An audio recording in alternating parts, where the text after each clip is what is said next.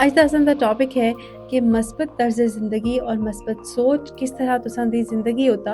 असर अंदाज होंदी है।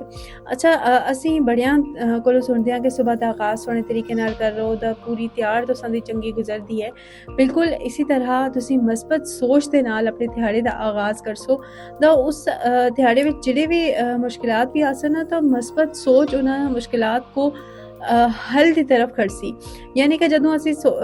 जहन में गलबा छुड़ते हैं कि यह काम नहीं हो सकता, ये नहीं मुश्किल है, इस तरह के नाल मुमकिन नहीं है, तो वो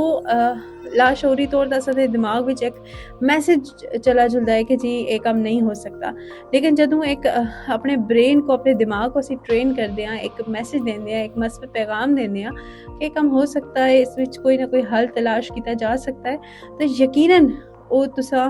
उसका हल तलाश हो जुलता है। और उसमें जो मस्बत सोच है, एक अच्छा गुमान है, तो उसमें अल्लाह ताला दी भी मदद होती है।